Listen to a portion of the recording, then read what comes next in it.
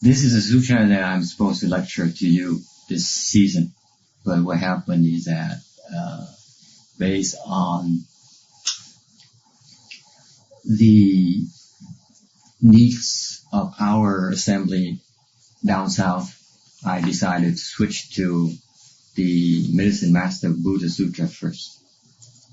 And that's why I didn't think I would have enough time to lecture in the sutra this season, this year, because we're about 60% done with Medicine Master Sutra. And therefore, the San Jose Assembly is the opportunity for us to investigate this particular sutra here. Okay? Nghe có hiểu không? No problem. Mình simplify được không? Phải cần dịch ra tiếng Việt hay là you okay with tiếng Anh? Được, okay. Tại vì nó có người Việt thì mình giảng tiếng Việt, còn nếu có người Việt mình save time. Muốn tôi giảng tiếng Việt cũng được, but it's going to be a painful process for me because tiếng Anh một tiếng. I asked them if the English is okay, and they all could hear English.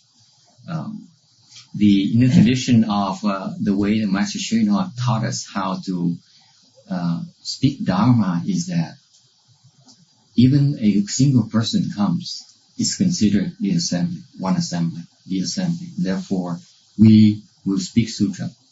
Okay?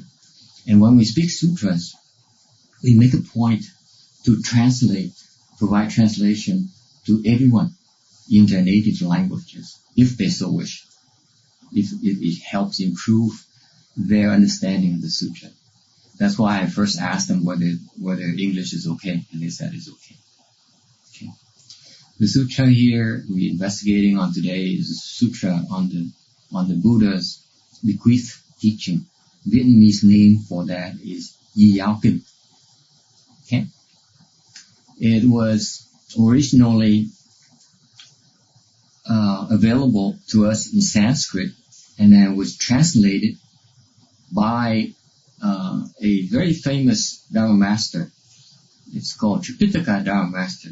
Tripitaka means 3 baskets. Yes.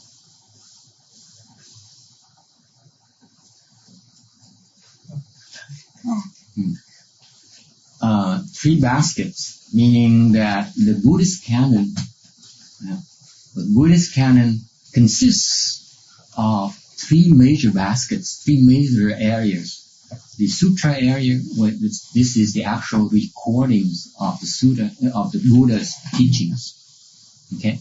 The other store is the Vinaya store, or the moralities teaching about rules of moralities and revelations.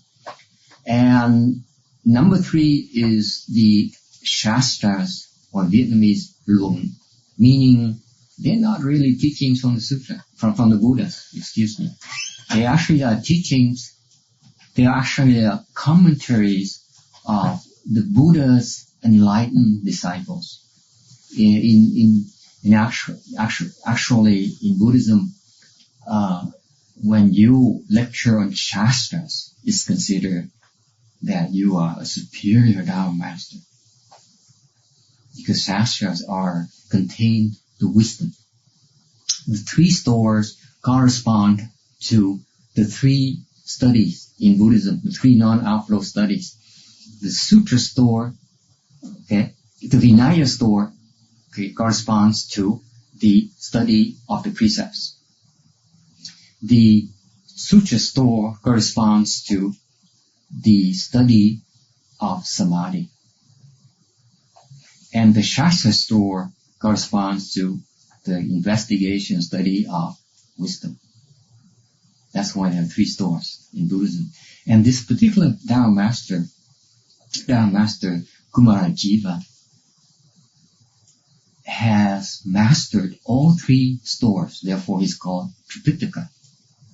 You cannot proclaim yourself to be a Tripitaka master unless you thoroughly understand all 3 stores. in Buddhism. So this is a very big honor. This is a revelation of his level of wisdom of this particular master.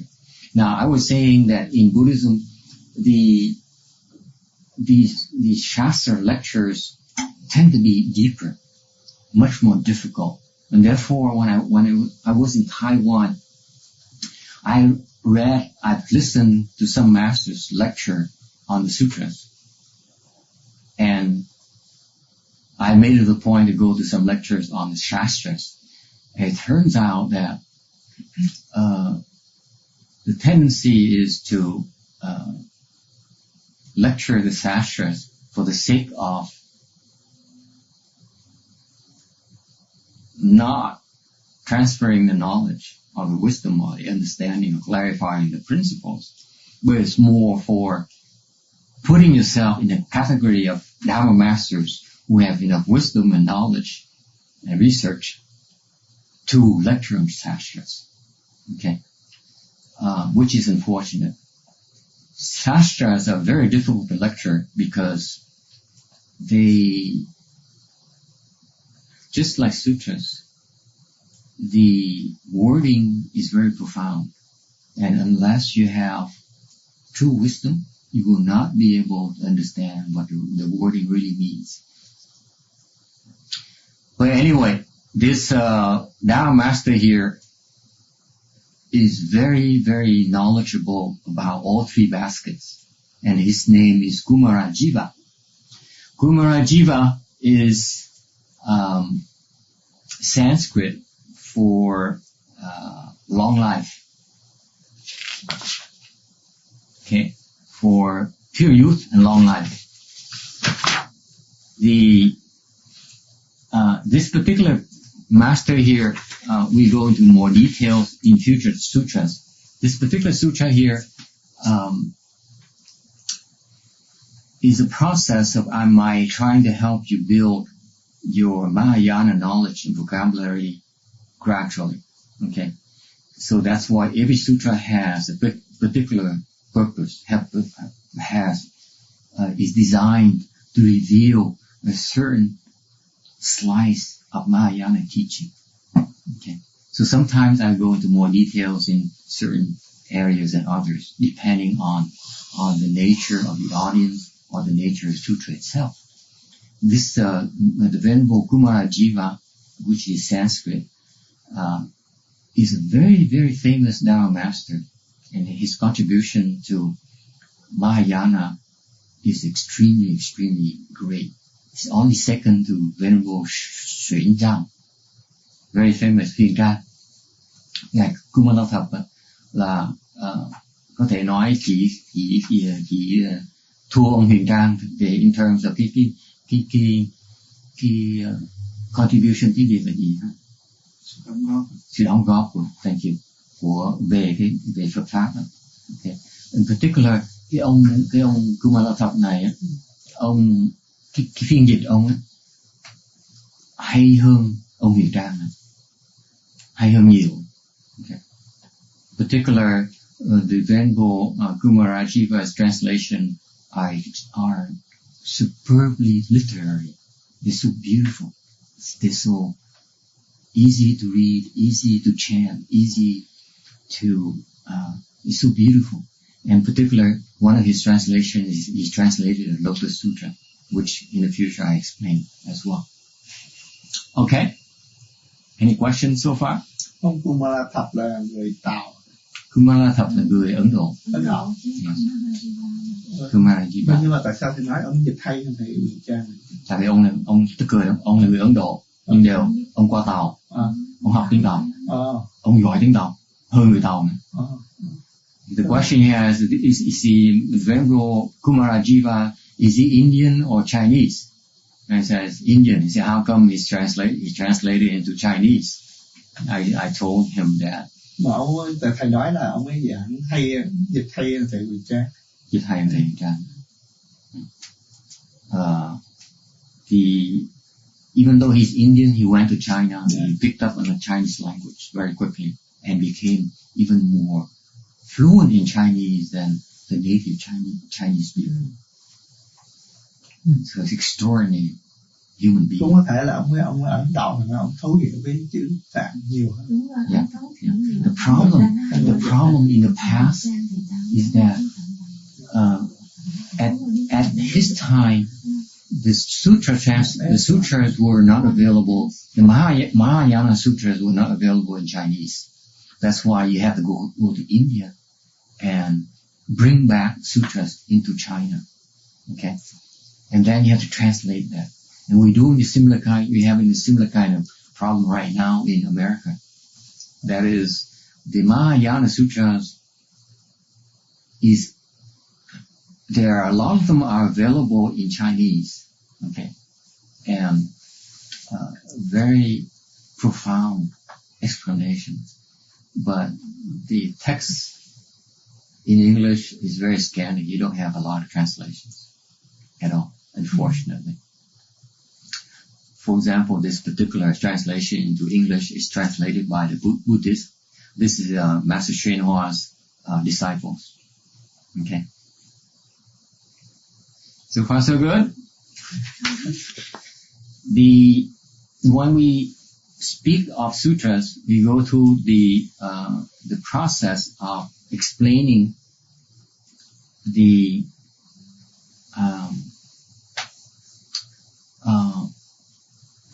preface, so that they give us an idea of what to expect of the sutra and what the teachings is about. First of all, sutra on the Buddha's bequeathed teaching. Looking at the title and the meaning of that. Okay, sutra, as you may recall, has a few meanings. Sutra is Sanskrit and is not translated into English or Chinese. Okay, because it contains several principles, several meanings. First of all, it means stringing together of the principles. Again, each sutra is designed to teach us a set of principles for our own unfolding of our wisdom. Each sutra is very important. If you really understand about Buddhist wisdom, every single sutra is equally important. None is more than others, because it serves its very dedicated purpose of helping clarify our mind in a particular set of principles. Okay, so sutra is a set of principles that strung together, and they're designed to gather in those beings whose good roots have ripened, who are ready to receive the teaching. Okay, and therefore each sutra, each teaching is really geared towards a set of beings, okay, to benefit those types of beings. The third kind of meaning is a constant meaning. Each sutra is the same throughout time, okay, meaning that in the future, the next Buddha, Maitreya Bodhisattva, who will be our next Buddha, when he expounds his teaching, the teaching will be the exact same thing as this current Buddhas. Okay, and so it's constant in time. It's also constant in space. If you go to a different world, the teaching is exactly the same thing. Okay, that's why it's called constant. Number 4 is a method. Method meaning a way of practice, a recipe for our practices. Number 5 is bubbly spring, because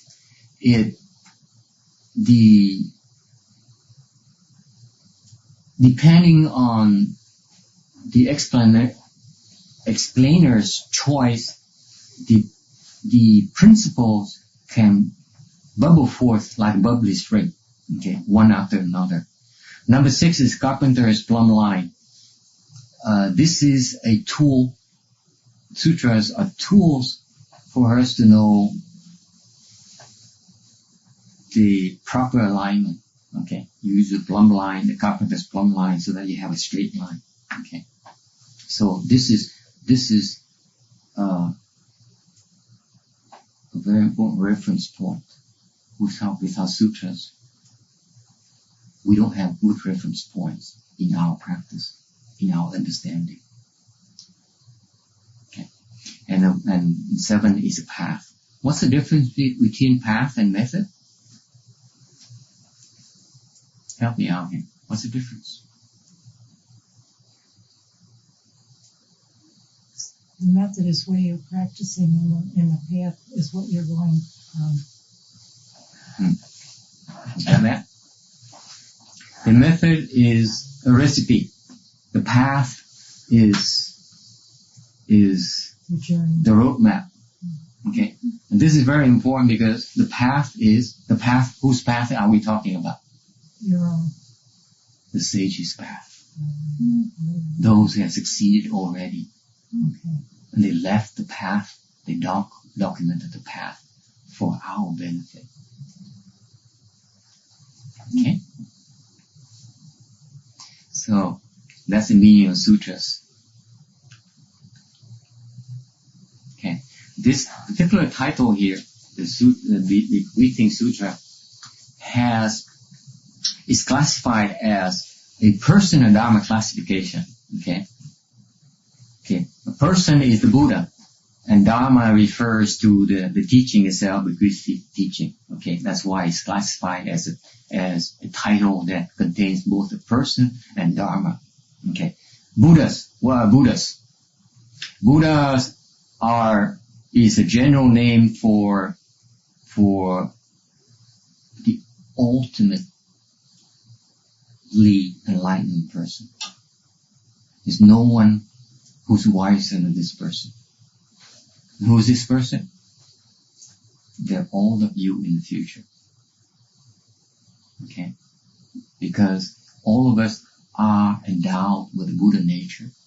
All of us will eventually attain Buddhahood. Okay? From our blessings that we planted so far in our path of cultivation. Okay. And this Buddha is not any Buddha, but this is Shakyamuni Buddha, the teaching host of our world. Alright? When we talk about enlightenment,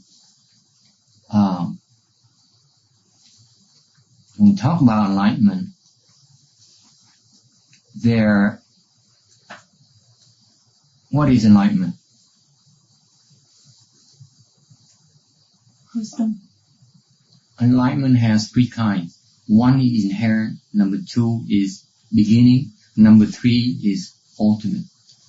What are the 3 different things? Number 1, inherent, is that meaning that you are stupid. That's what it really means. You are completely confused. But inherently, you are endowed with the ultimate knowledge, ultimate wisdom. Even though right now you're confused. Okay? So why do we call that enlightenment? Why? Why can't we call it you stupid or confusion or delusion? But we call it inherent enlightenment. Depends on who's looking at it. If I look at it, I say it's stupidity, right? Because I only see stupidity in you. But when Buddhas look at you, he said, that's a future Buddha. That's why it says, inherently, you are enlightened, even though right now you're temporarily confused. Isn't that interesting how different perspectives are?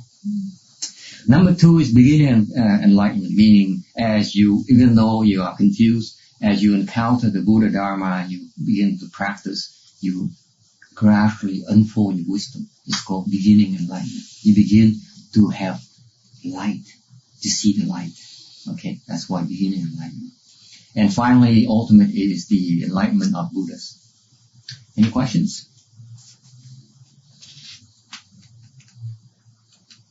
Okay, going back when you explain sutras, typically we begin with the Tian Tai Fivefold meanings, meaning the 5 different areas we want to briefly go over to get a picture, overall picture of this, what this sutra and teaching is about. So we talk about the title, then we talk about the substance. Okay, substance of this sutra is about. Okay, and the substance of this sutra is summarizes a lifetime of teaching of the great Buddha. Okay, it involves both the provisional and the actual. You know what those are? What's provisional and actual? Provisional refers to the teaching of the lower vehicles, the small vehicle, the Arhats and the Pratyeka Buddha vehicles. And the actual is the Mahayana teaching, the true teaching. Okay. And the doctrine about this Buddha, this sutra that we should keep in mind as you go through this process is that a couple of things. You need to take the pratimoksha or the vinaya or the rules of morality extremely reverently, because it is the essence of the Buddha nature. It is the essence of the Buddha. Okay, and you should obey it no differently as if you were to obey the Buddha's instructions himself. And the other part of the doctrine is that it refers to the Buddha's Dharma body. What is the Dharma body?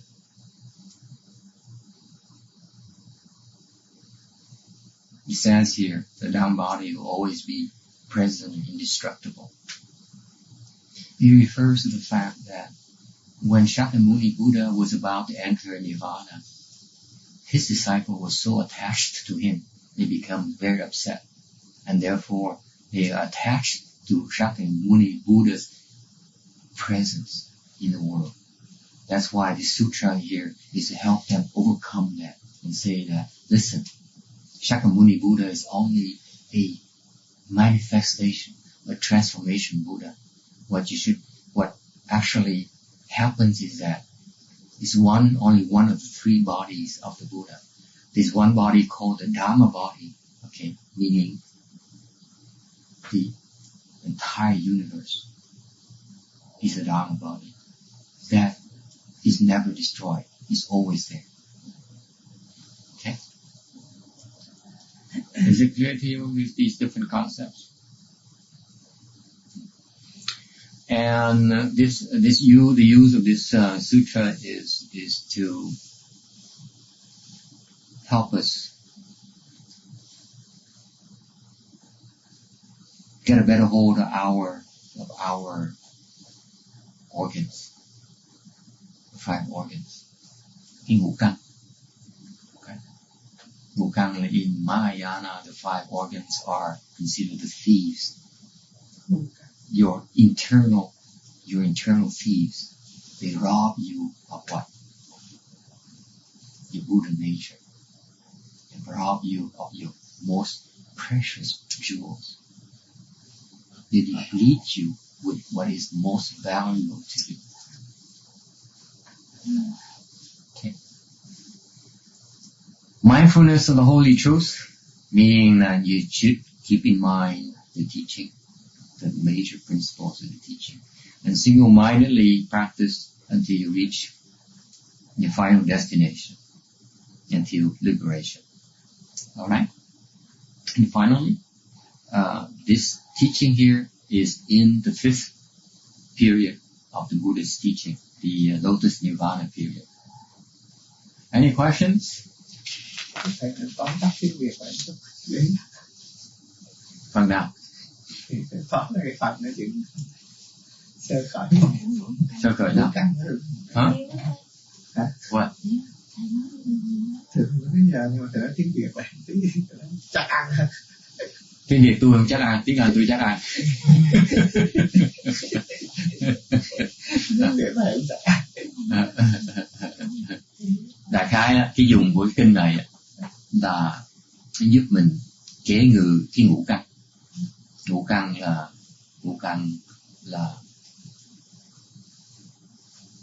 là nó tạo cái constant flow trong hệ thống thành tiếng Tàu là tiếng Tàu gọi là ngũ căn là ngũ âm khước cái gì quý báu nhất của mình là cái Dharma, cái Phật tánh. Okay. Could you see what the 5 roots are? The 5 roots are your 5 sense organs. Your eyes, your nose, your ears, your tongue, and your body. That sense of touch.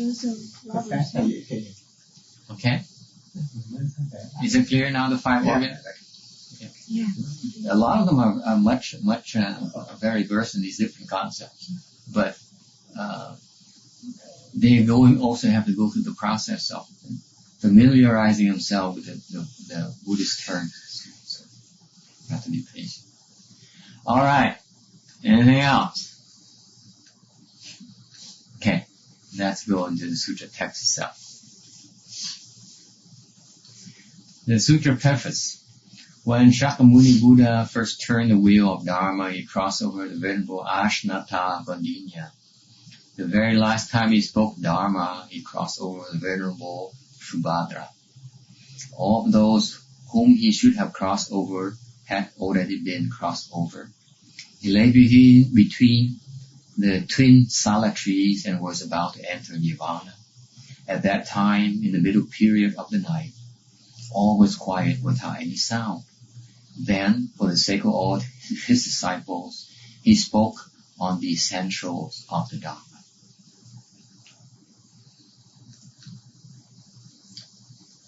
Vietnamese? Yes? Yes or no? No? No? No? Cần hay không cần? Prefer hả? Like đi hả? Em phải tập đọc tiếng Việt. Đức Phật Thích Ca Mâu Ni chuyển đẩy bánh xe Pháp Luân đầu tiên. Lần đầu tiên hóa độ tôn giả Kiều Trần Như. Thuyết pháp lần cuối cùng hóa độ tôn giả Tu Bạc Đà La. Những người có thể hóa độ, Ngài đã hóa độ tất cả. Hôm nay trong rừng Sa La giữa cây song thọ, Ngài sắp niết bàn. Bây giờ là lúc giữa đêm hoàn toàn yên lặng, không một tiếng động. Ngài đã vì các đệ tử mà nói toán tất cả những điều cốt yếu của chánh pháp. How does Vietnamese sound? So nice. Does it sound nice to you?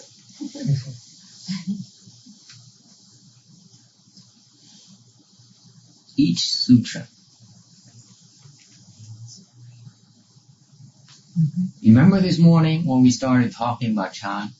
I said as a courtesy, as a chant teacher, you want to make sure you reveal the origin of your Dharma. Okay? Why is that? Not because you need to sell yourself, explain yourself, but to provide a reference point for the audience to know the nature and the source and the reliability of the Dharma that's being taught. Okay? When you explain sutras, you also have to go through a similar kind of process to make sure that the audience understands that the sutra is really the true Mahayana Sutra. And therefore, each sutra has to meet the 6th realization to be able to be classified as a true Mahayana Sutra. Okay? This is a very important part of it because it tells you that this is real, can be trusted, and the principles that are brought forth in this sutra are bona fide and you can use in your cultivation. Okay?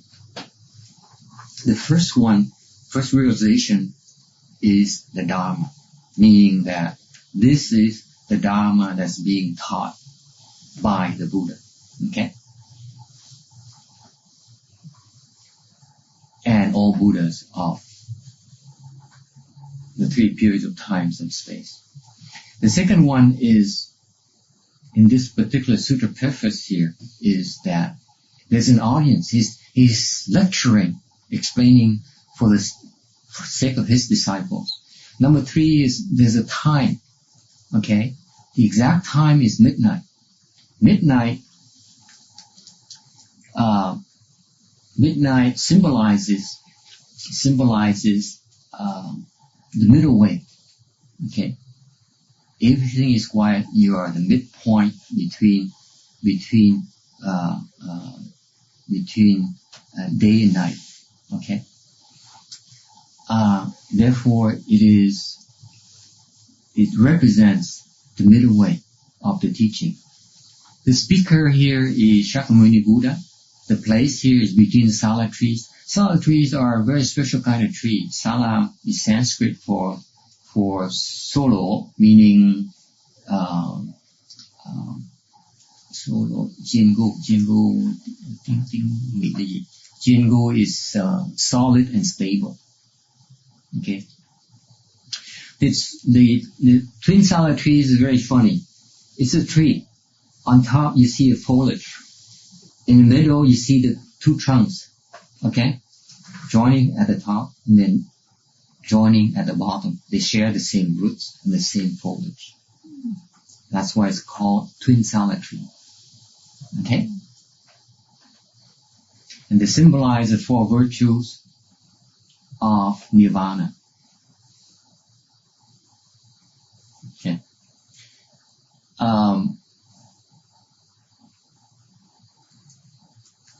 Any questions?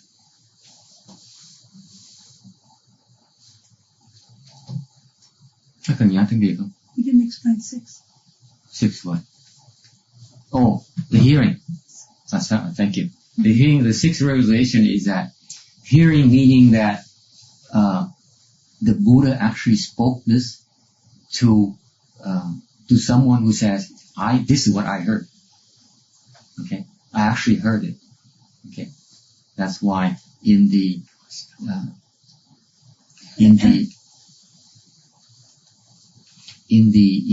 text itself, usually you see a Buddhist text starting with "Thus I have heard." Okay. Tiếng Việt gì? Thus là I have heard. Tôi nghe như vậy. Gì hả? Trong kinh thường nói tôi nghe như vậy. Tôi nghe something like that. Cái đó là cái certification của ngài Anna. Thì nói là tôi đã nghe giảng kinh như vậy. This is for real. Okay.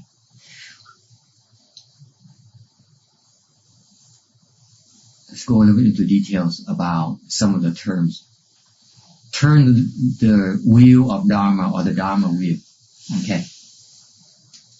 This is a very common term, technical term you keep on hearing about sutras or about Buddhist teachings. Turn the Dharma wheel or wheel turning and so forth. Okay. What it symbolizes, chuyển pháp luân, symbolizes the ability to turn the afflicted minds of living beings with the Dharma and destroying their confusion. Okay.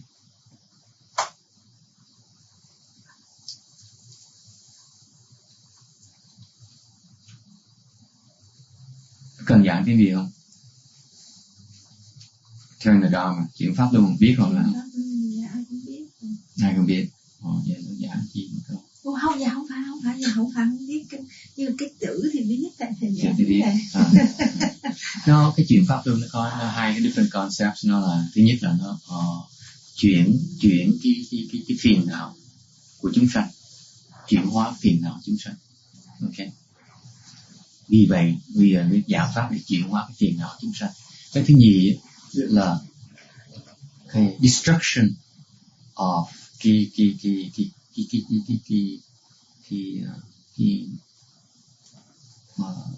confusion, cái gì là mờ tối, u ám.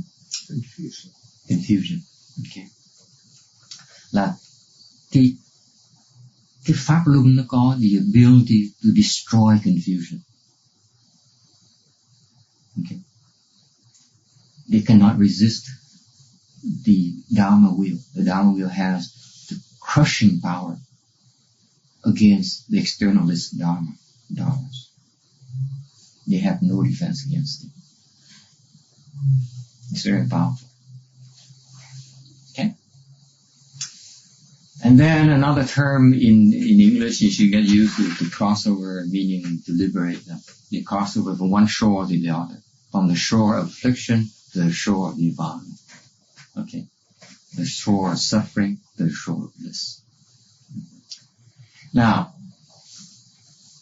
the first disciple, when the Buddha spoke Dharma, he first spoke in the human realm. He spoke of the Four Noble Truths. And he crossed over, the first person he crossed over is Venerable Ashnata Kondinya. Okay? Because in a private lifetime, he had conditions with Venerable Ashnata Kondinya, and he said when he was practicing the Bodhisattva path, he made a vow. He said, when I become a Buddha, if I ever become a Buddha, the Venerable Ashnata Kondinya will be the first one I cross over. That's why as soon as after Shakyamuni Buddha became enlightened, he searched the world over and sought out Ashnata Kondinya and went there and spoke the Four Noble Truths. When the Venerable Ashnata Kondinya heard his teaching, as soon as the Buddha started expounding Dharma and mentioned the word guest dust. Okay? Guest dust, well, tiếng Việt là gì ha? Never mind. Guest dust. Trần. Khách trần.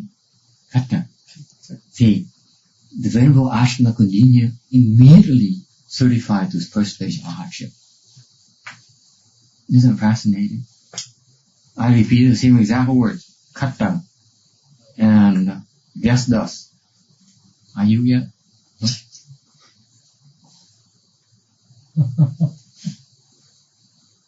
That's why the speaker makes a difference. Yeah. And then the Buddha went on and explained the Four Noble Truths. He explained about suffering, he explained about accumulation, he explained about extinction, he explained about the way. Okay. And as soon as he finished explaining the Four Noble Truths, Venerable Ashnata Kondinya became certified to the fourth stage hardship. Just like that. No need to cultivate, no need to do challenge. Why is that? How come? Nghe hiểu, Ngài Kiều Trần Như, you heard the story before. Yeah. Nghe em gái đắc được tứ quả là hán được tứ. Không cần tu thiền, không cần luyện công gì hết. Tại sao vậy? Cái kiếp trước là có cái phương, kiếp trước. Cái duyên từ kiếp trước bị cái quả nó chín rồi. Thì tự động chứng quả. Mình không có đủ phước thì mình phải tu vậy. Okay, so far? Yeah. And the last disciple he crossed over is Venerable Subhadra. We didn't get that. Get what? How did that happen? Okay, now you forgot the incense. The incense girl. There isn't any more. No more? Okay, we'll bring some next time. That's all right. More. Oh, there's more in the thing. Okay. What? You forgot what? Well, no, you didn't answer for us. Answer for what? How did he do that? How did he get to be forced to Arhat? You really want to know? Well, I thought you don't care for Arhatship. Well, it's the path. What? To Buddha. Who's that? Says who? I have to go there before I can go to Buddha. Really? Yes. That's what you told me. I'm believing what you say. Yeah. So the question again is what? 4 straight ahaship, how come? How did he get there? Like in the cultivation of Chan? No time. How did he do that? Because Chan didn't exist. Oh. Chan is only for later. See, Chan is for the people who don't have enough blessings. Folks, like it or not. You see, when you have enough blessings, you don't need to come to Chan. Chan's a waste of time. You listen to one word and you suddenly become enlightened. You become certified arhat. You become certified to first dhyana, second dhyana, third dhyana, fourth dhyana. Why bother crossing your legs? Sitting in full lotus, too painful. Well, what did they do before they got to that? If they don't need to do all that. You see, this is the difference between the time. At the Buddha's time, when you're born in the time of the Buddha, you are so blessed that all you have to do is when you encounter the Buddha, the Buddha then speaks Dharma for you, you become enlightened. We came around too late. Yeah. Thưa thầy, nhưng mà có phải là tu những kiếp trước thì nó có cái duyên nó chín mùi thì nó phải được như vậy không? Yeah. Có nhiều cái nhân duyên khác nhau, nó không thể nói là không là mình đó là một cái only way to become enlightened. There's so many paths. Chẳng hạn như cái enlightenment là nó có nhiều cái nguyên nhân khác nhau chứ đâu phải là phước không. Có nhiều người chẳng hạn như ngài Thiên Hóa, ngài khi mà ngài tu, ngài thề đó là tôi nhất định tôi không tu giác ngộ, tôi muốn thành Phật. Tại vì tôi muốn đợi đệ tử tôi thành Phật trước, tôi muốn chúng sanh thành Phật trước tôi mới thành Phật. Đó là cái nguyện người ta như vậy. Okay. Thành ra nó có nhiều cái nguyên nhân khác nhau. Đều again giống như mình quay cine vậy. Một same cuốn sách, same novel, với ba cái bạn, một người nó biên một cái scenario, cái script nó khác nhau để mà tại vì có một vision, một cái storyline khác, một cái message khác. Okay. Thành ra cái path of cultivation cũng như vậy. Mình Bồ Tát, Phật này đó, mấy cái manifest hiện ra để mà dạy á, giúp người, tại một người mình có cần đi con đường khác nhau. Thành Phật Pháp nó uyển chuyển lắm, nó có 84 vạn pháp môn như vậy. Now the last one is Venerable Subhadra. You know who that sage is? Ngài cuối cùng là ngài tôn giả Tu Bạc Đà La. Quý vị biết ông đó là ai không? Ngài là một cái người rất là già, không thầy, lớn tuổi chứ nó không thầy. She knows everything. Oh, I know what she's doing. No, I don't know everything. Yeah, his story is very famous. He's an externalist. Venerable Subhadra is Sanskrit for good, worthy one, or wonderful, or good, worthy one. Okay, and he's the very last one that the Buddha helped cross over before the Buddha entered Nirvana. He used to be an externalist. He was 120 years old. My goodness. All right. And he heard that the Buddha was about to enter stillness. So he said, this is my last chance to get his help. So he went to see the Buddha. And the Buddha wasn't around. He was on his arms roll round. And he talked to the Buddha's disciples, most of whom are great arhats, tremendous spiritual powers. And these arhats then listen to the request of this externalist who want to lead a home life and become a bhikshu, become a monk. The arhats use his spiritual powers and examine the causes and conditions to check whether he has enough blessings to become a monk. Okay? And they turn him down because they realize that for 80,000 great kalpas, long time, this person created no merit and virtue whatsoever. None. and therefore they rejected him. And this old man here became very disappointed. He went to the river and thought of jumping into the river to kill himself. He said, I'm too old now, can't take care of myself, have nothing to look forward to. Therefore, life is not worth living. I can't go on. No sense in going on. So he's about to jump into the river to kill himself. The Buddha suddenly appeared from nowhere. He said, stop. What are you doing?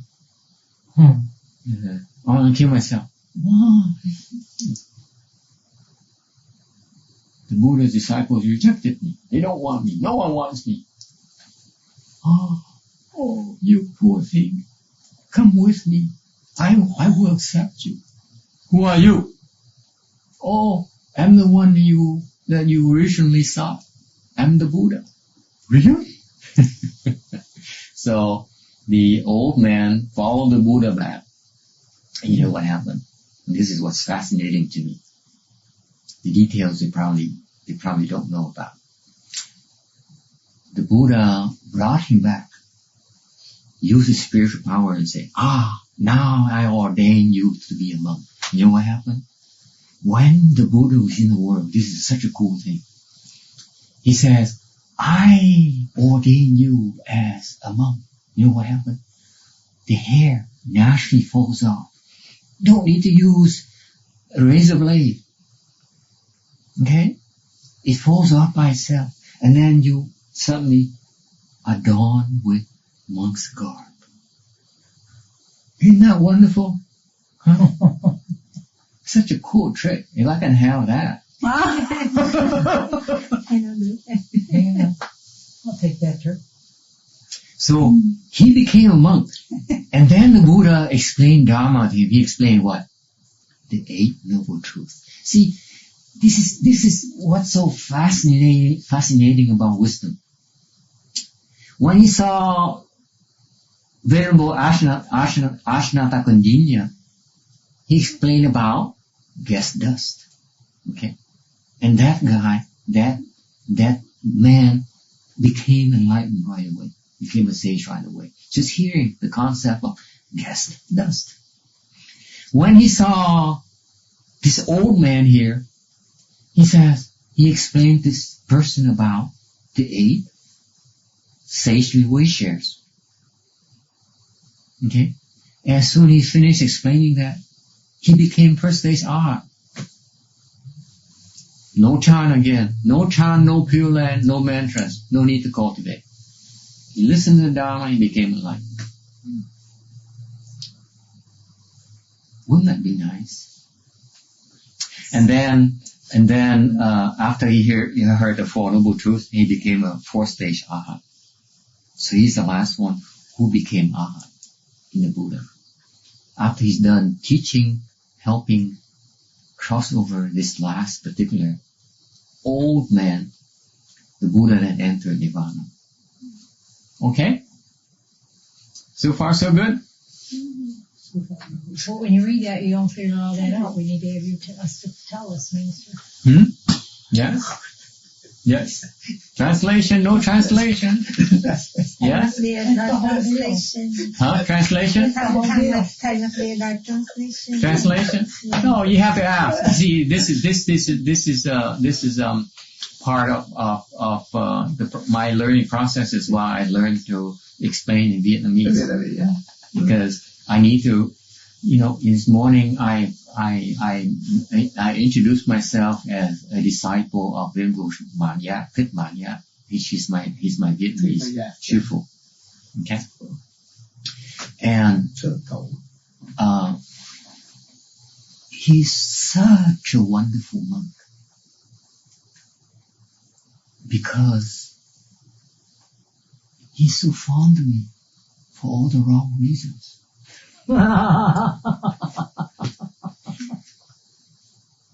It is so interesting. It's like the love of a father for a daughter. You can't do wrong. You know what I'm talking about? Huh? No matter what happens. Not here, huh? Not here. he kept on giving to me, and I kept on refusing. Is that the case in your household? Okay. But in the back of my mind,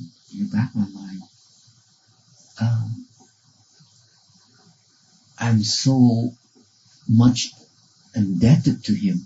I'm always looking for opportunities to try to repay his kindness.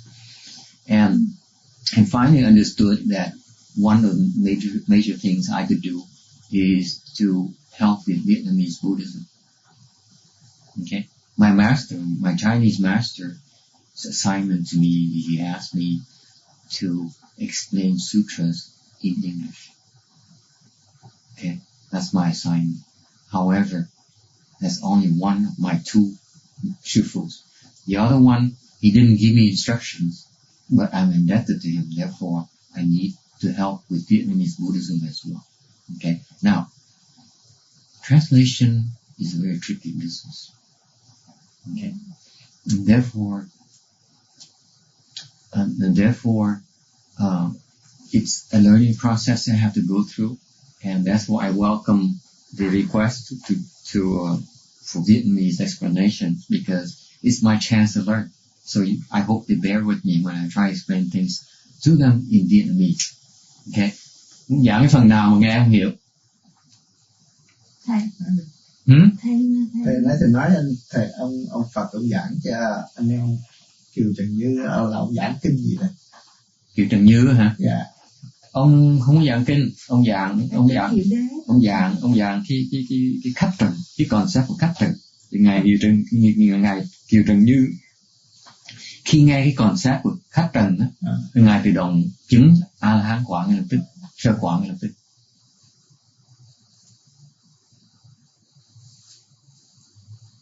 Rồi xong rồi Phật mới giảng cái tứ diệu đế.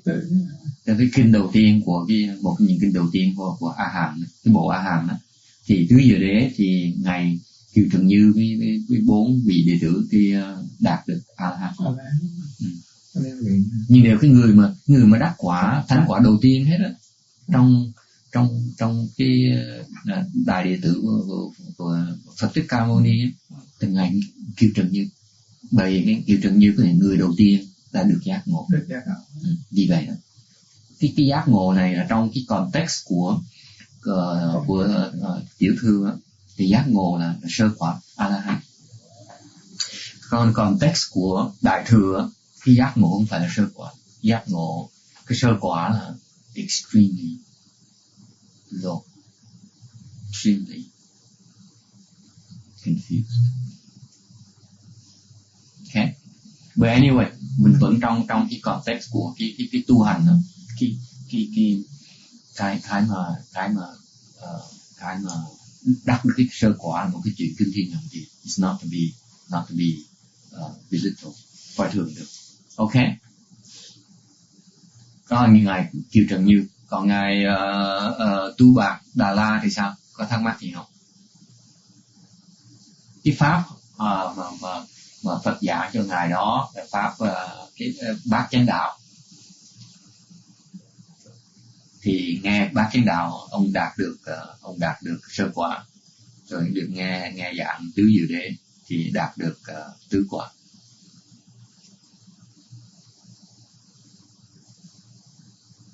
To me, tôi vẫn so fascinated about it. Tại vì tôi nghe cái pháp mà một cái bản kinh tứ diệu đế thôi. You know, the Sutra on the Four Noble Truths is about half a page long. And after he finished his sermon, his disciples certified to 4-stage arhatship. That is always fascinating to me. Why? Because first stage is very hard. The second stage arhatship is much harder. The first stage hard. Look at the first stage. The second stage arhat looks at the first stage arhat. He's so dense. It is so small. It is so confused. Okay. So it's very, very big deal to go from first to second. From second to third is so even more difficult. Okay. Now, when you get to the third stage arhat, from first to third, they're called positions with further study. Even though they're sages, they're still very confused. You still have to study, finish the work, the cultivation. Okay? When you move on to the fourth stage arhatship, from third to fourth, it is so difficult. It is. If you talk about leap from zero, from unenlightened to first stage arhatship, which is very, very difficult. Okay? Extremely difficult. Why? They don't know how to do it. That's why it's extremely difficult. Okay? But when you move on to second stage arhatship, again, the degree of difficulty increases exponentially. Okay? Now, so you see that, but the funny thing that happens between third and fourth is that the gap there of wisdom is beyond comprehension, beyond imagination. That's why fourth stage is very difficult. And to me, if you can spend time explaining half a page worth of concept and people become enlightened, that is incredible. Yeah. How is it possible? Okay? I'm still baffled. I see that as the power of wisdom. Okay? Any questions?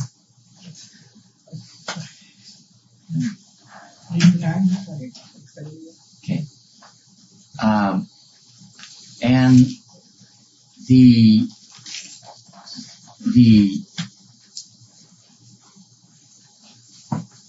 okay, now thắc mắc gì về ngài Tu Bạt Đà La không? Okay. Now,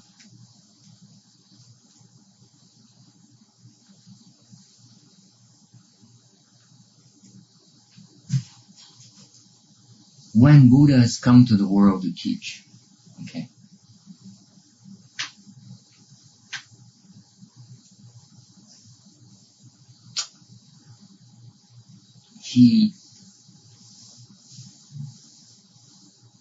his job is considered over when he helps three sets of people, sets of living beings. Okay, when he teaches, it's really when the text here mentions disciples, những người đệ tử đó, he's referring to the human realm, not only the left-form people but also the lay people as well. Okay, now when he teaches, when the Buddha teaches, he can only help three types of people. Okay, those who have no blessings, inadequate blessings, all he can do is to help them plant blessings. The second group of people who have blessings, where they're not enough, what happens is his work is to help them increase the blessings. And the third group is that those with a lot of blessings, enough blessings, he helps them accomplish fruition, become enlightened. That's why this is very important. If you do not have enough blessings, okay, chances are that all you can do is plant blessings once. Remember in our classes, okay, when people do not have blessings, they come once, that's it, they leave. They can't survive. They can't come back for whatever reason. And those who keep on coming back are increasing the blessing. And finally, those who have accrued enough blessings, then their practice can come to fruition. Okay? Now, Buddha has the wisdom, the kind of keen wisdom. He says, now, all the people I'm supposed to help, I already helped them. Therefore my work is done. It's time for me to go. That's why the sentence says here that all those whom you should have crossed over have been crossed over. His work is done. Okay. Now, the sutra is very interesting because it may contain on the surface really simple principles, but I chose to explain it for the reason that there are rules of thumb for your practice. That's why it's the last sentence here. For the sake of all his disciples, he spoke on the essentials of the Dharma. Meaning that, think about this. This is the Buddha who's about to leave and abandon his disciples. What does he do? He says, what are the most important instructions I need to remind them before I leave, so that you can use these as guideline to finish your work without me being around. Okay? That's why he only mentions the essentials of the Dharma to help guide them in their cultivation and bring them to fruition. Now, the interesting thing here is that even though he's gone, he's still helping those with a lot of blessings to attain the fruitions with these instructions. Now, when people hear Dharma Sutra lecture, they say, let's see, the most important, the biggest sutra is the Flower Adornment Sutra, the Avatamsaka Sutra, the kinh Hoa Nghiêm, là cái kinh mà nổi tiếng nhất, kinh lớn nhất, kinh quan trọng nhất. They all say that. And then if you really have some kung fu, then you should be explaining the Shrangama Sutra, kinh Lăng Nghiêm. Kinh Lăng Nghiêm extremely difficult to explain. Tôi nói thiệt quý vị, tôi đọc những kinh Lăng Nghiêm mà quý thầy Việt Nam giảng, don't understand. Không ai hiểu. Đồng ý hay không đồng ý? Dạ, cái nó khó lắm. Nó cái kinh đó nó refer to những cái state mà phải tu chứng mới hiểu được, mới giảng được. Nói thật quý vị, cách đây mấy năm trước mà tôi đọc kinh đó, tôi sợ. Tại sao? Tôi sợ là tôi đọc tôi không hiểu gì hết. Sợ tại sao? Tại mình nói, trời đất ơi, mình là thầy tu, mình đọc kinh mà quan trọng như vậy. Kinh mình người thích tu thiền, đọc kinh về thiền, cái này là cái Bible về thiền, mình không hiểu gì hết đó. You say, what am I doing? Okay? So, I told them that when I first read, several years ago, I read the Shrangama Sutra, I was frightened, I was terrified, because I couldn't understand. I felt ashamed. I said, I leave the home life, became a monk, so that I can someday have enough wisdom to explain sutras. And this is one of the most important sutras in the Chan school. The kind of cultivation I love to practice. And yet I fail to understand. I'm a total failure. It's a scary thing. So anyway, in general, people when they go to sutra lecture, hear sutra lecture, what kind of sutra is being explained? Who is explaining it? Okay. And so if you want to draw attention to yourself and make a name for yourself, you want to start with big names like Kinh Hoa Nghiêm, Thầy Hàng Trường giảng Kinh Hoa Nghiêm, Thầy Hàng Toàn giảng Kinh Lăng Nghiêm.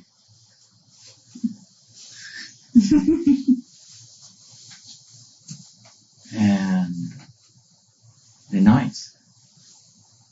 Okay. No one bothers explaining a silly and small sutra like this sutra. No one. You know that?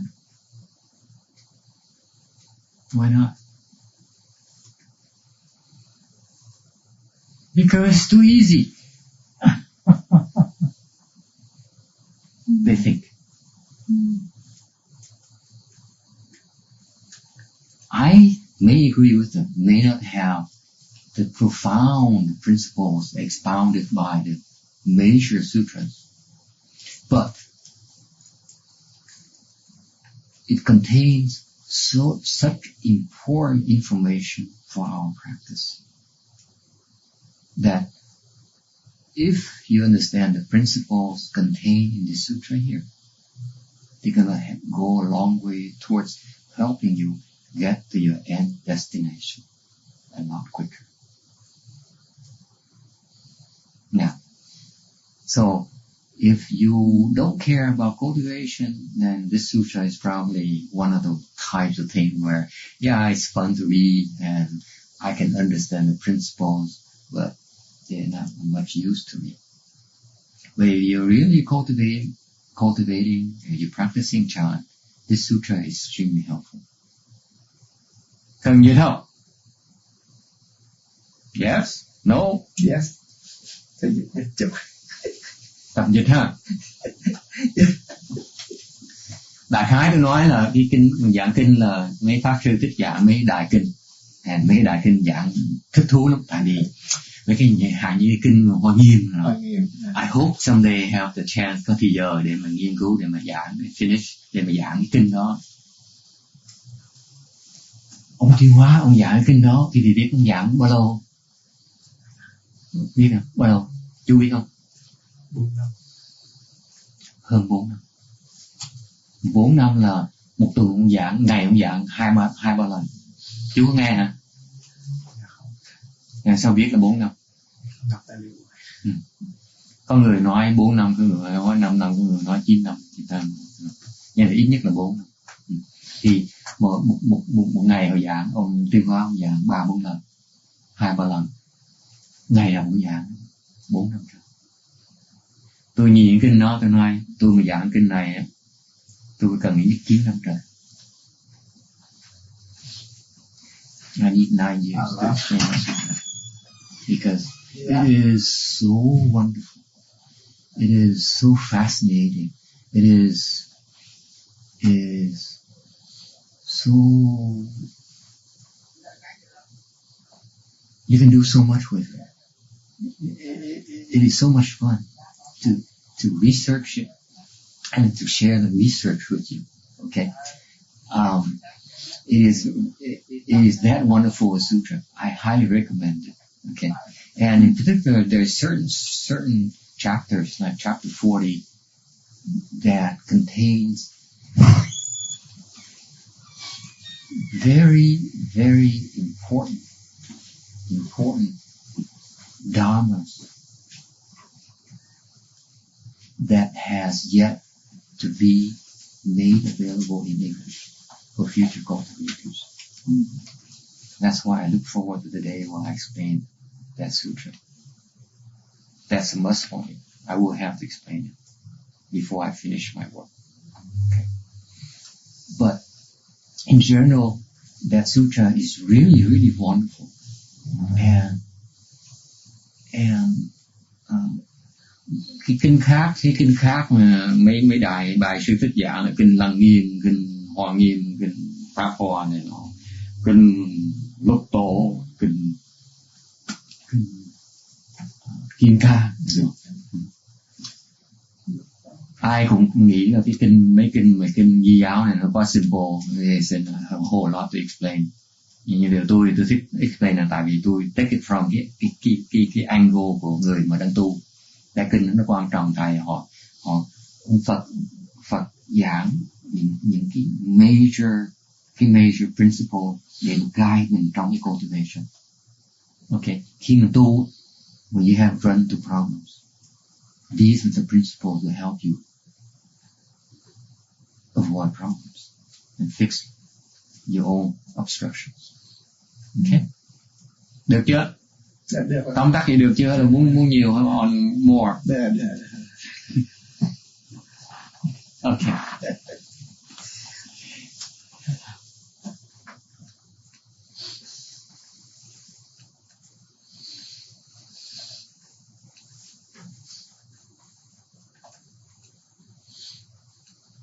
I have so much of these visuals. Okay. You want to know about Shakyamuni Buddha? We can skip that next time. Okay, next sutra. Okay, sutra text, upholding precepts. All of you bhikshus, after my nirvana, you should reverence and honor the pratimoksha. It is like finding a light in darkness, or like a poor person obtaining a treasure. You should know that it is your great teacher, and is not different from an actual presence in the world. Those of you who uphold the pure precepts should not buy, sell, or trade. You should not covet fields or buildings, or keep servants or raise animals. Dự giới. Các thầy tỳ kheo, sau khi Như Lai diệt độ, các thầy phải trân trọng, tôn kính tình giới. Như mù tối mà được mắt sáng, nghèo nàn mà được vàng ngọc. Phải biết tình giới, là đức thầy cao cả của các thầy.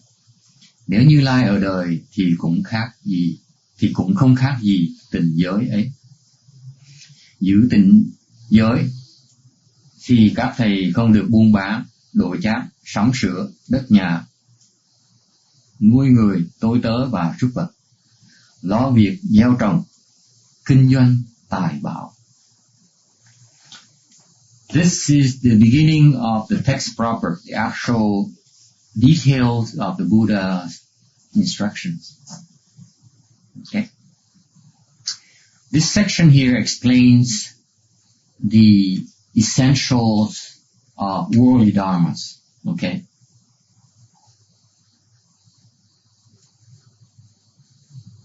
In particular, when the bhikshus cultivate, why is he explaining about worldly dharmas? He's explaining the worldly dharmas to help us guard against committing and getting confused by worldly dharmas, which will go later on, like buying, selling, trading, and so on. And those are considered deviant dharmas for the true cultivators. Okay. Phần bản chính của kinh thì Đức Phật giảng về những cái thế gian pháp mà người tu hành, như các vị tỳ kheo nên tránh. Nếu như mà thực hành những cái pháp thế gian đó thì they are considered là những cái pháp đi viên là gì hả? Pháp bất chánh. Okay. Bhikshus are the monks, right? Tỳ kheo là mấy ông ta. Okay. Nhưng đều khi mà Đức Phật mà giảng dùng cái chữ all of you bhikshus, when he says all of you bhikshus, he's actually referring to all the new cultivators. Bhikshus are the leaders of the fourfold assembly, meaning leader của fourfold assembly, meaning bhikshus, bhikshunis, shamis, shaminis. Right? Ngài thì những tỳ kheo là thủ chúng của tứ chúng đó. Tứ chúng là tỳ kheo ni, shayi và shayini, right? Thì khi mà Phật giảng truyền cái pháp này là ngài giảng về, ngài nói là này các tỳ kheo, này các thầy tỳ kheo, này các thầy tỳ kheo. Cái đó là tại vì ngài cố ý nói là cái này tôi giảng cho người thủ chúng của cái tứ chúng, là tôi giảng cho tất cả của chúng. Mà particular cái pháp này là cái pháp mà sometimes applicable cho những cái người mà những người thầy, tỳ kheo là thầy, là những bậc thầy. Okay. Bhikshus represent the fourfold assemblies and they are the teachers. And therefore, in this process here, the Buddha is teaching the teachers. Okay. After my nirvana, after I enter extinction, I enter stillness, you should reverence and honor the pratimoksha. Pratimoksha, okay, are the precepts. They should be revered and honored just as if you're revering me. You should look at those as instructions that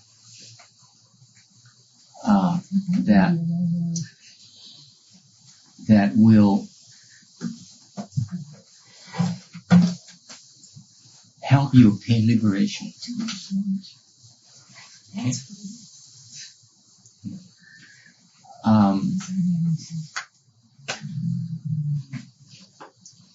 Any questions?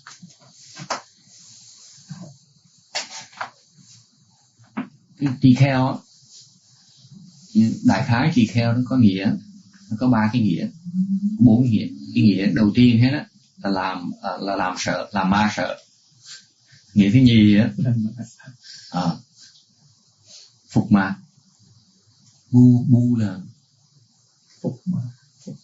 phục là phú, không phải phục. Cái nào là làm ma sợ. Thiệt sự người ma sợ là tại vì khi mấy thầy đi theo mà là thọ đại giới đàn á, thì tụi thiên ma nó nghe tin được, họ sợ lắm, họ giật mình, họ nói là cái này là mình một người sắp được giải thoát, nên trong ý nhân được giải thoát, cái này không tốt. Very bad news for us. Nó kinh và nó rùng rời tay chân, họ rùng rời tay chân. Cái thứ nhì á là người ăn xin, người ăn mày. Cái thứ ba là phô ơ là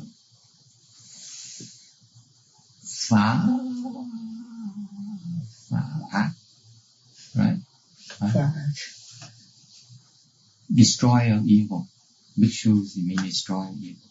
I was explaining, I forgot to explain the meaning of bhikshus, but the fourth meaning, bhikshus basically meaning bhikshu is a beggar. Bhikshu also means a frightener of Mara. Mara này là vua ma hay chứ không phải ma thường đâu. Hàng ma hả? Thank you. So he frightens the demon king.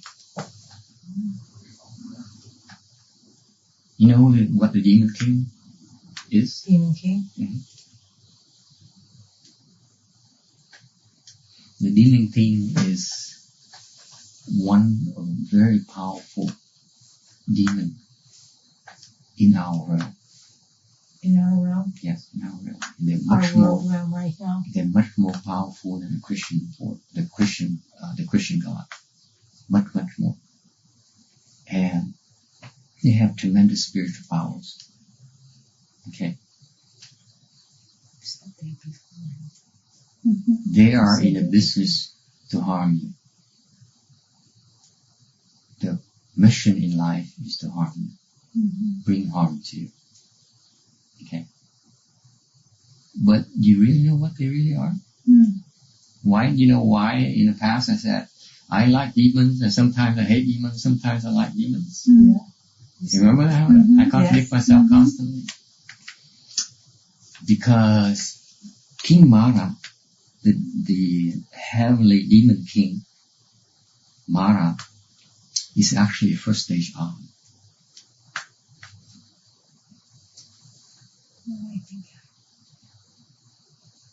Go figure. You can't be fooled by appearances. Yeah. Sometimes the demon kings in cultivation, the demons come to help you cultivate. How is that?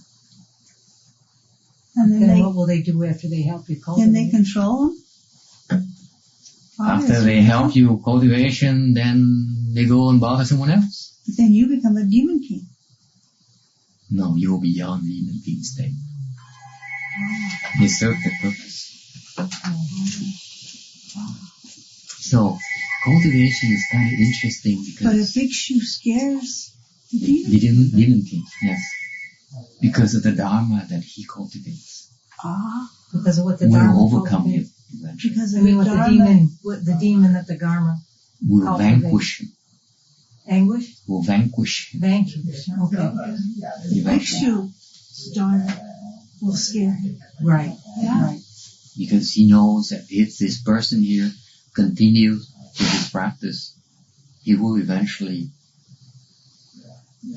be free from the demons' nets and demons' influence. And he will. They will be free from the demons' influence. Okay. All right. Okay? And will bring the people around him away from their influence. Mm-hmm. Because, okay?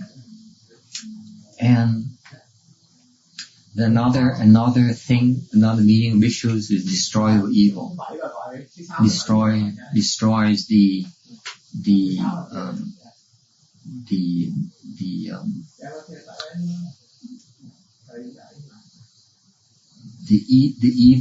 evil side in all of us.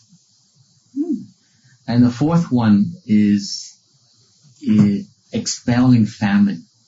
Expelling family? Yes, famine. Famine. Oh, okay.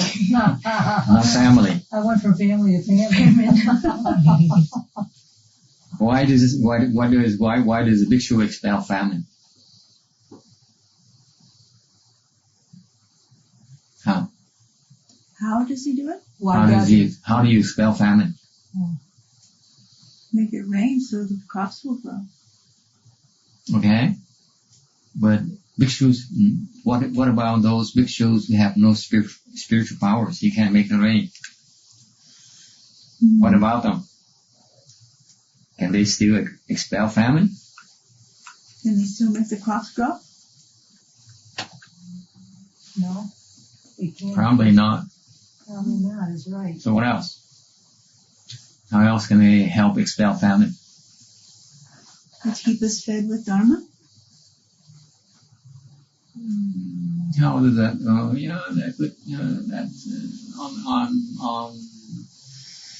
You stretch a little bit, yes, it will help expel famine, yes. Okay, but how else? What about those who are not qualified to receive the dharma and take advantage of the dharma? How are their famine expelled? Can they be a bhikshu and do that? Certainly. Oh. How? Call Buddha to help? I don't know. I'm guessing. Why do you have famine? Karma. Your karma. Why is there famine? Tại sao có cái nạn đói? Hả? Mình cần. Hả? Mình cần thiết những cái đó. Tại sao có nạn đói? Mình đâu cần đói. Mình cần ăn. Okay. Cần ăn đâu có nghĩa là mình sẽ gặp cái nạn đói. Tại sao mình gặp nạn đói? Too many people and not enough food. You understand Vietnamese? Because we waste food. You waste food. So karma comes back and takes all the food away. But I waste food too. How come I don't have famine? Yeah, every now and then, I remember my younger days, I go to a restaurant and eat a hamburger, and time runs out, you throw whatever you can eat into the garbage can. That's wasting food. I did go through famine too, yes, that's true. No, really. The bhikshus, by the nature of the practice, they are filled with blessings. When they accept offerings from the faithful, okay, they help them create blessings for them. That will counter the dangers of famine.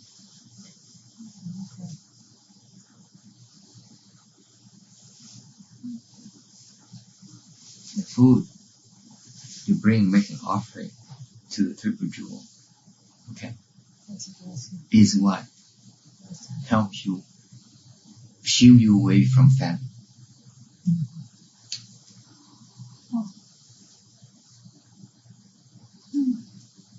Among other things. Ok? Cần giảng không? Dạ. Thầy có thể giảng về lúc nãy thầy nói về ông ma vua thì Vậy sao? thầy nói là ông có power nhiều hơn bên Đức Chúa của bên đạo Công giáo. Thầy có thể giảng thêm được không? Đại khái là his question is that he wants to know why I said that King Mara has more power, more spiritual powers than the Christian God. In general, the Christian God, the gods in the desire realm, they have spiritual powers, có thần thông, okay? But their thần thông are based on blessings, không phải tu. Họ sinh ra, họ tự động có những cái phước, họ rất thần thông. Okay? Họ bay đi được, họ có ăn uống, có whatever, muốn gì ra đấy, cái đó là thần thông, form thần thông. Chỉ cái thần thông đó là from cái phước họ, phước báo của họ. Does it, you buy that? Cái thần thông là phước báo. Does it make sense to you? Mình mua phước thì mình phải làm việc, mình create cái phước, mình create cái đó. Còn người ta có thần thông, người ta nghĩ đến cái phước nó tới, mình làm được. Như chơi mà cái mình làm việc, mình dùng hai tay, mình tự động, mình over hai phước rồi tới, mình collect cái đó. Còn người ta more blessed than us, nó chỉ nghĩ rồi nó tới. Đó là thần thông. Thì đại khái rằng cái thần thông của ông Chúa, của Chúa là from cái blessings của ông Chúa, của Chúa. Thì cái blessing của ông Ma Vương á là cái tầng trời thứ 6 trong cái dục giới mình. Cái tầng trời đó, cái phước báo họ cao hơn phước trời, là cái phước báo của cái tầng trời của Thiên Chúa.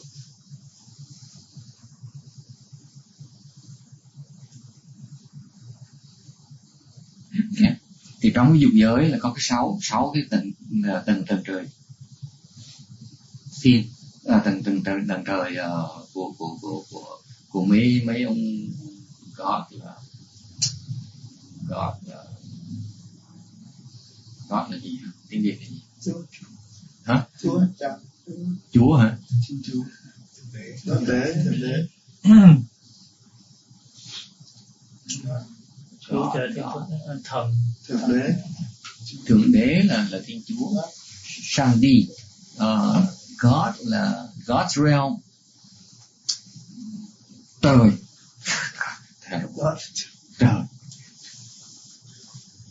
Phải không? Đúng không? Hoặc là tiên trời. Tiên trời. God. Có nhiều tầng lắm. Okay. Thì đại khái trong cái dục giới mình có 6 cái tầng trời luôn. Thì gia hạn cái tầng trời đầu tiên mình là dưới đất, ok? Thì tầng trời đầu tiên á là tứ thiên vương, tầng trời thứ nhì là cái tầng trời của Thiên Chúa, rồi thứ ba, thứ tư, thứ năm, cái thứ 6 cái cao nhất á của trong dục giới mình á, tầng trời đó, tầng trời của tụi thiên ma, ok? Thì những người mình sinh vào cái quả trời thứ 6 đó, cái phước báo họ lớn không thể tưởng được. Ông Hiển sinh vào quả trời đó by the way. I explained to them the 6 heavens in the desire realm. I explained to them that the 6, for you to be born in the 6th heaven, the heaven of the heavenly demons, you have tremendous blessings before you can be born. And the manifestation of your blessing is that you have tremendous spiritual powers. Okay?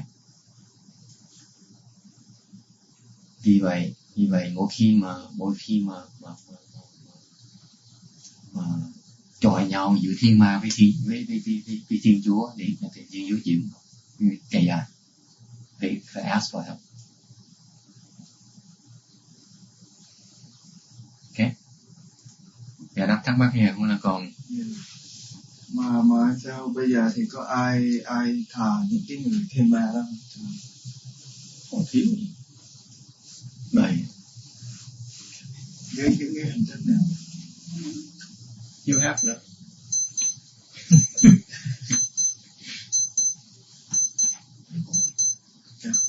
Okay, go ahead, ready to do. No. Hay playboy, ready to do. No. Rất playboy. Cái group đó là group của không biết hả? Have none. Những người mà tới the mansion á, watch out. You walking into một cái chỗ very very dangerous. So he asked the what demons? who's the demon, Yeah. with what kind of people I said in one of those mansions in Bel Air. That's where they hang out. That's their followers. They have their own their own dharmas. They propagate their own dharmas. They transmit their own dharmas. Thì lần đầu tiên nghe về ma vương. Vậy ma vương với lại diêm vương là hai người khác nhau. Hai cái khác nhau. Khi ma vương. Did you want another incense? Yeah, we're wrapping it up. It's 3 o'clock. So we won't need one. That's okay. Yeah. We won't need one now. He's going to end here. Yeah, 3 o'clock now. We're gonna stop very soon. Cái người ma vương, cái người he's asking what's the difference between Mara and Yama, King Yama. Ma vương á là ông vua của trời thứ 6, một trong vua. Trời nó nhiều vua lắm nha, không phải một vua đâu, nhiều vua lắm. Với ông Mara, particularly ông này, ông dữ lắm, ông giỏi lắm. Ông chuyên môn đối địch với Phật. Phật đi đâu tới đấu đấy, thích đấu Phật, thích hại Phật pháp. Thành ông này rất powerful. King Mara is very powerful and he's our arch enemy of the Buddha. And King Yama, Diêm Vương ấy, là người thủ lãnh trong cái địa ngục, khỏi địa ngục của ông, cùng nữ vương. Okay. But he certainly would not have more powers over Buddha. Not more. No. He has tremendous power. But he has power, yeah. He has more powers than many bodhisattvas. Yeah.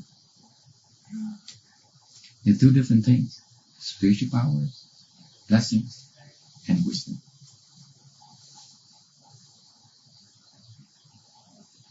He's very powerful. He has many bodhisattva spiritual powers cannot compare to his.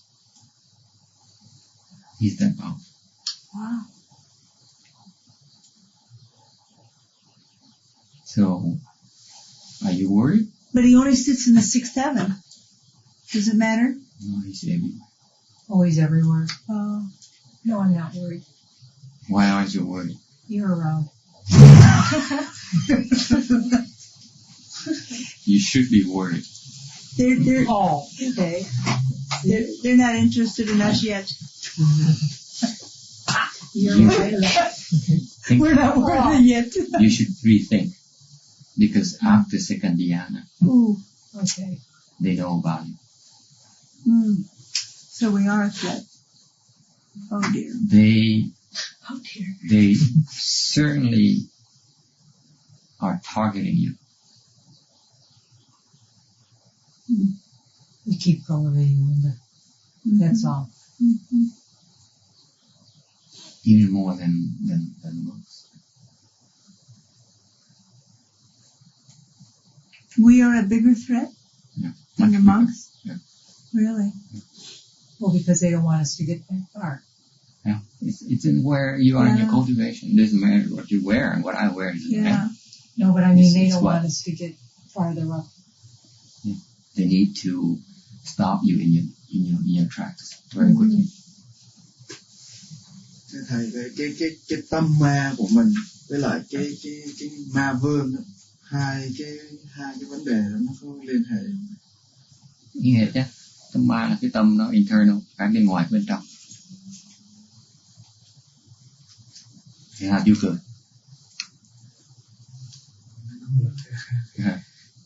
Hỏi câu cũng hay. Cái ma nó có ở trong, nó ở ngoài. Đâu phải là nó đủ forms. Bởi vậy cái ma là cái tụi ma, cái tụi mà tụi dễ sợ, dễ sợ. Tại nó có đủ thứ để mà nó lung lạc mình biết được. Mấy đại Bồ Tát mình chưa chắc thấy nó. Ý con hỏi là cái tâm ma là do của mình tạo ra hay là do những người ma vương đó bỏ vào trong cái tư tưởng, trong cái tâm trí của mình. Cái tâm ma là cái tụi ma nó ở trong người mình. Mời các bạn. Now is resident. Nó share chung cái thân thể của mình.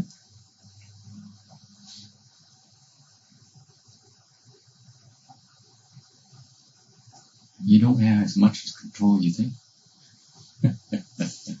He asked his question is that internal demons and external demons, what's the difference? I said internal demons are simply external demons who are permanent residents in you for the moment.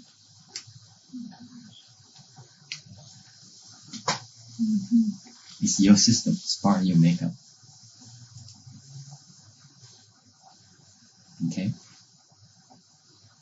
So how are we protected from these demons? I mean, is there no You need protection. out of the 10,000? Do you need protection? Well, yeah. Why? What if they take over our body? So what? Taking over. So what? Then we have no self-control. I see people being possessed all the time. So it's our blessings that keep us from What's the big Nhưng mà- deal? them attacking us. Nhưng mà thầy nói như vậy thì thầy có thấy mâu thuẫn không? Khi mà thầy nói á, là có dục giới á, là có 6 tầng trời, mà tầng cao nhất á, là của ma vương. Mà tại sao ma vương lại đáng sợ hơn là Thiên Chúa, trong khi ông này được cái ngôi cao hơn? Mà lại là thầy nói là cái đó chỗ quý báu hơn. No. Thiên Chúa đâu có cao hơn. Thì đó, nhưng mà như vậy thì cái ngôi của thứ 6 là ngôi còn cao quý thì vẫn có người ham muốn về những cái vùng đó. Đừng có chứ. Đó. Ông hiện lên nó rồi Đúng mà. rồi. Ông mê ông lên nó rồi mà. Ông này nhưng mà cũng sẽ có người lên nó nữa chứ. Có người khác không lên nữa. Đó. Ông lên đó ông phải là ma vương đó. Chứ đủ phước là làm ma vương để làm ma chúng. Thì biết đâu không lên ông Để khám ma là vương. vương sao? Ma nữ nó đẹp dễ sợ. I mean, if you excuse me, ladies, ma nữ nhìn thấy mê tí phò. So if we should treat this one like any of the other ones, that if they're going to get me, they're going to get me anyway. So No. Just cultivate. you recognize the fact that they're there, and you just move on with your life. And if they want you, they want you. No. No, Not like that. no. Not like that. You should be aware that such a force exists. Right. He said his question is how come the heavenly demon king is more powerful than Christian king, the Christian God. Right. Okay. I said no. I mean, how come the Christian God?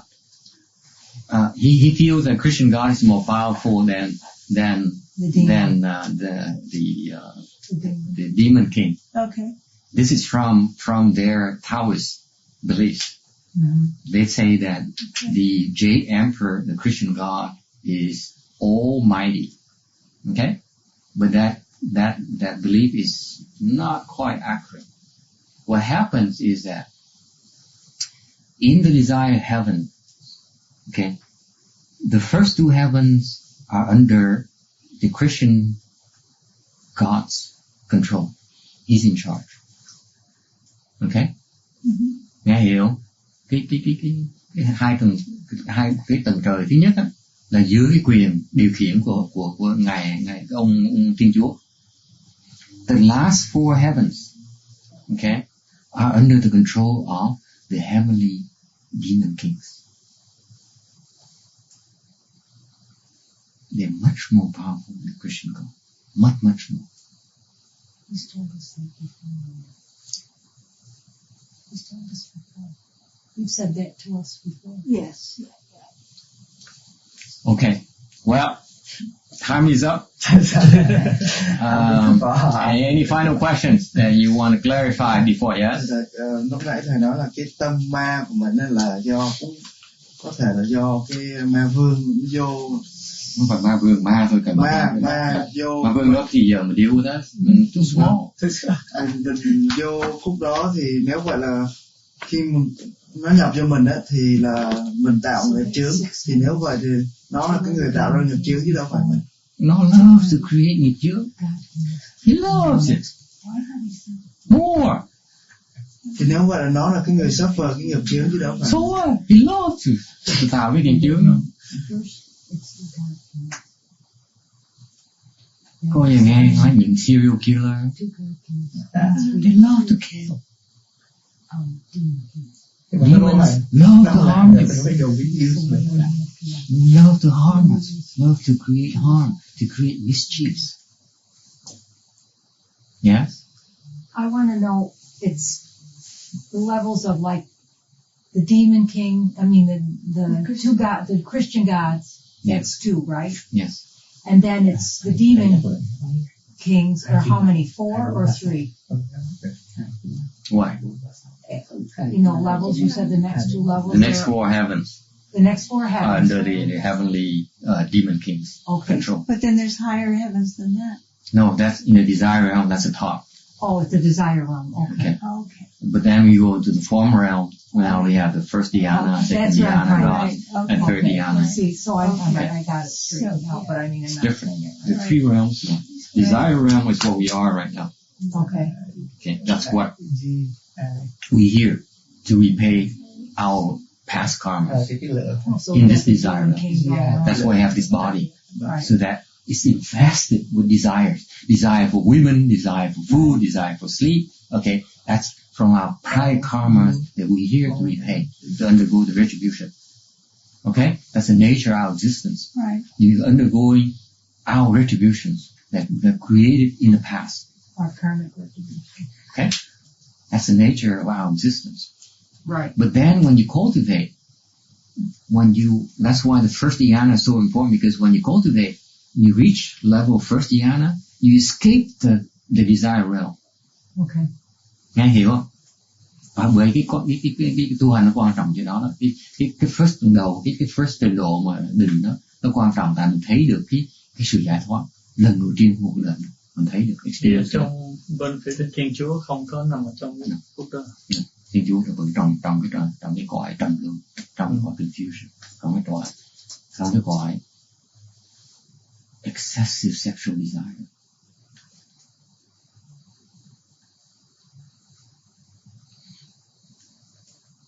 Chúa has excessive sexual desire.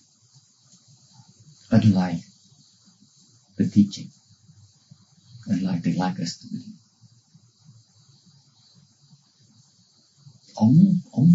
Người Thiên Chúa, ông Chúa is so blessed.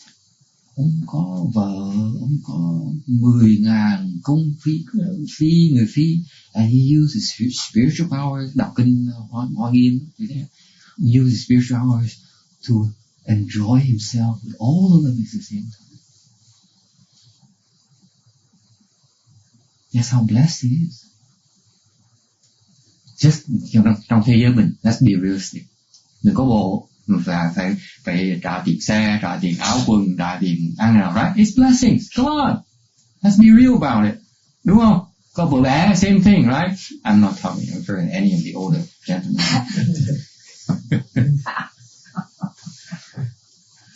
And thành ra cái blessings của cái ông Thiên Chúa với ông Tiên có manifest rất là lạ, là họ enjoy được mấy cái dục lạc sống sướng dễ sợ, unlike our world.